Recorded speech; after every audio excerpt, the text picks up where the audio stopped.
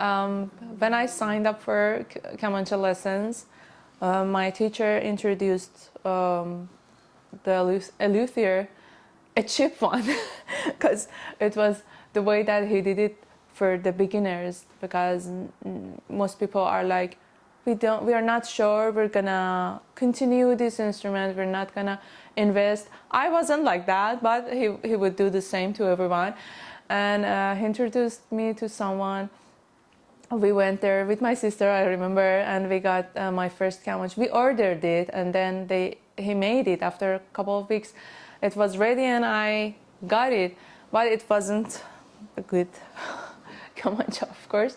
And after a couple of months that I was playing like advanced repertoire, I felt that I need another instrument, and I ordered another one to a good, expensive luthier, and then it took a couple of months to get ready.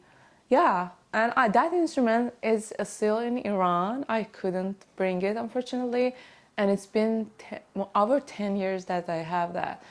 Yeah. By the way, this is not the popular shape of komancheh. This is a Lori komancheh from Lorestan, which is a province in Iran. And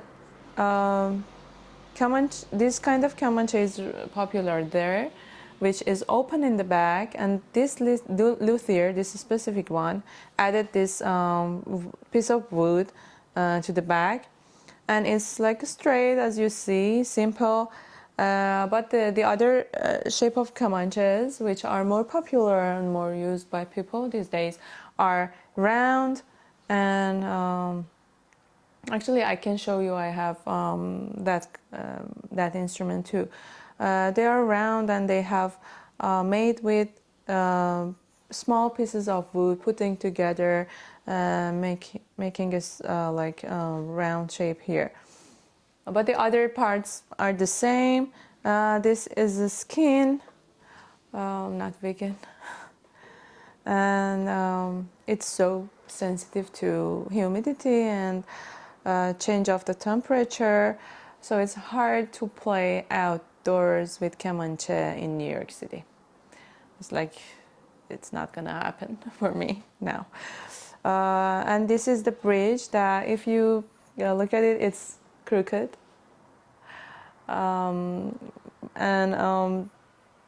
Yeah, some people ask me, and they say like, oh, you should just adjust your bridge. I'm like, no, I actually adjusted already. It should be like this. And 4 strings, which you can tune the like CG, CG, DG, DG, or just like a regular violin, EA, DG. And you can change the tuning, which it's sometimes hard for Western musicians when they're playing strings with Easterns, and they are like, we cannot figure out how are we gonna change the strings, because they are not fifth anymore, and it like the fingering changed. But for us, it's like we get used to it, and then we just change it according to the repertoire that we're gonna play, and the singer's voice range, or the other people that are playing other instruments. Like when we have instruments like ney, a specific ney in D, so I tune in D, which is much easier and it sounds much better on my instrument. These are the this is the peg box, and these are the pegs that we tune with. Also a fine tuner is here.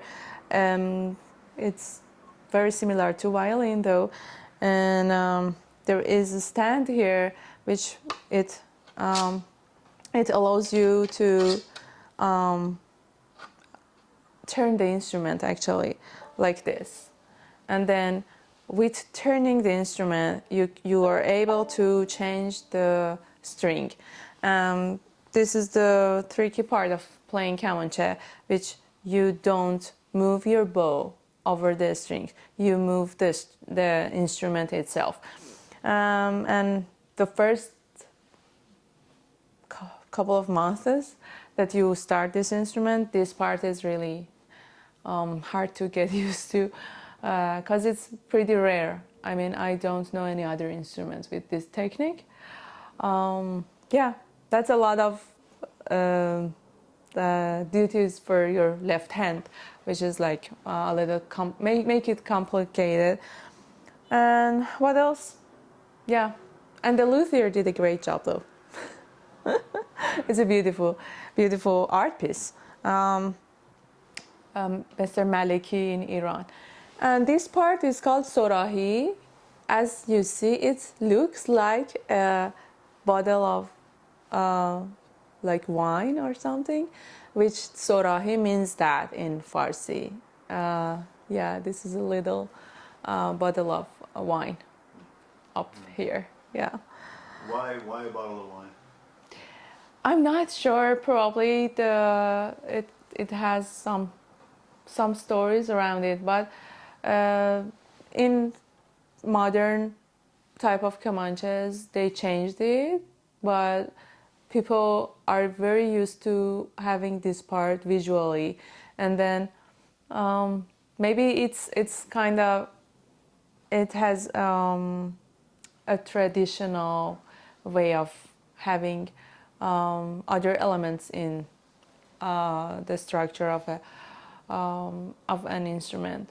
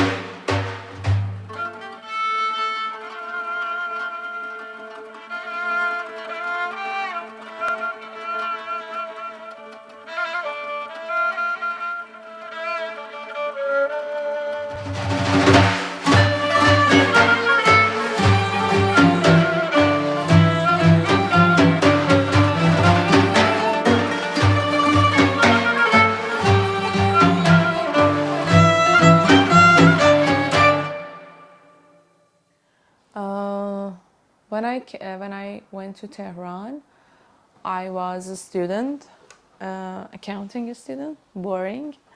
Sorry, accountants. And but I always knew that I'm not gonna be any other in any other job or career other than music since when I was 17, and that's why I never stopped doing music and practicing and putting so much effort to get opportunities.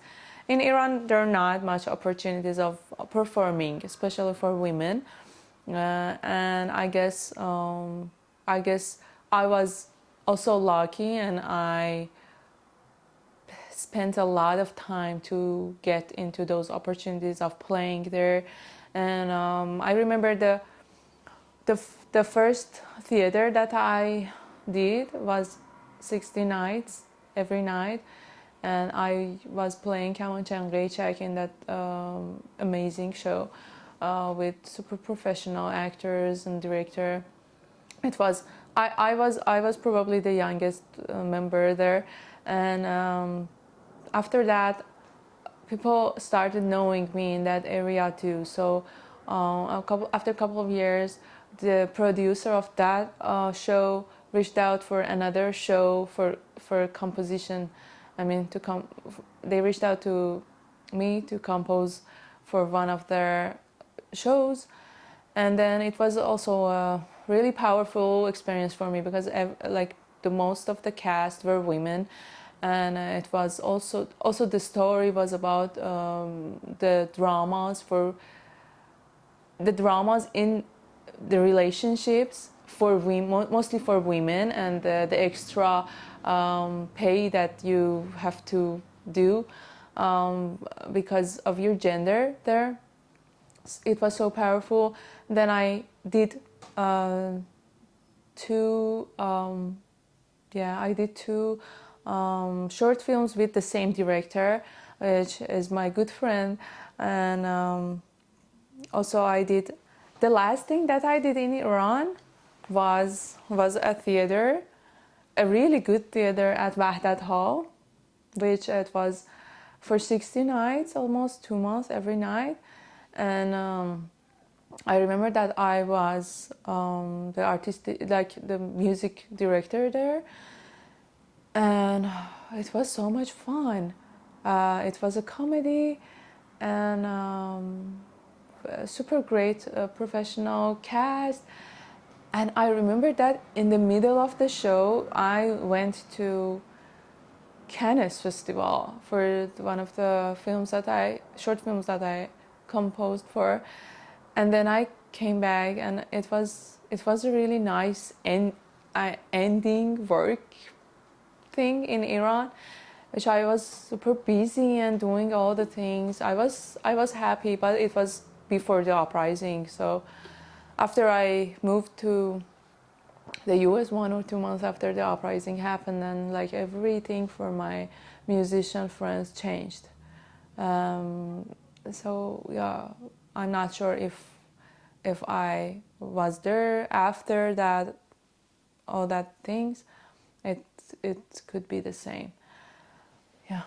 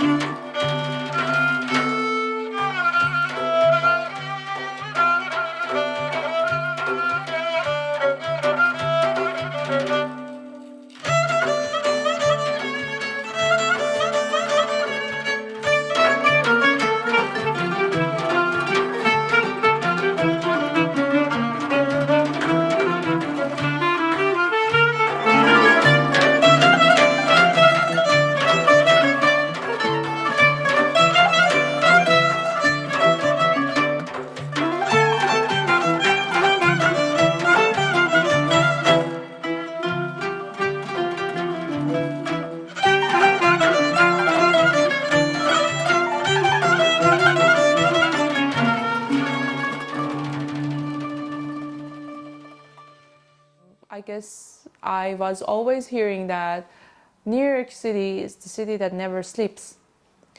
And since when I was a kid, I was hearing this sentence. I had no idea because I don't have any friends and any families in the whole United States. So it was, I didn't have any preference, because I didn't have anyone. But when the opportunity came, I was like, okay, whatever, I don't care that much. It was just by chance, maybe.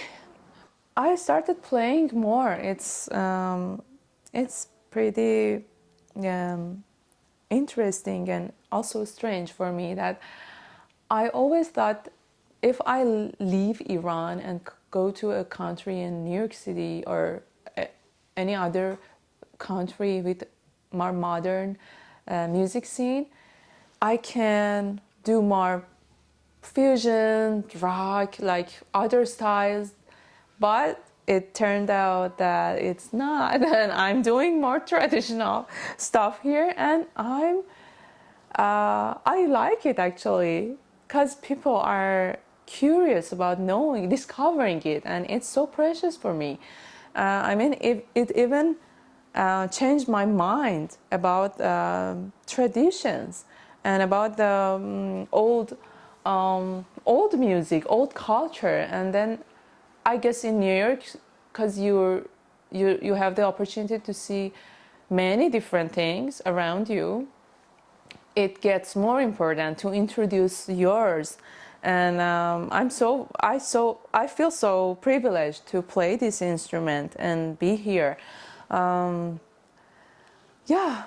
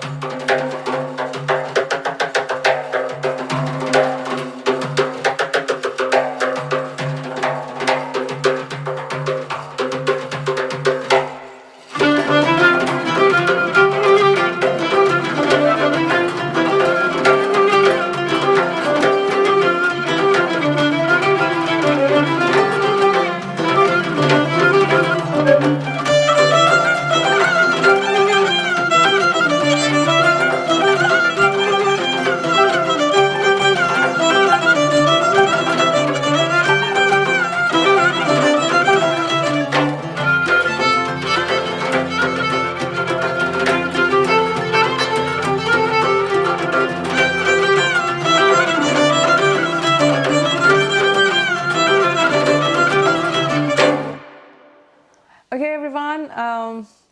It was a pleasure doing this, and thank you for listening to my explanations of komancheh and Persian music.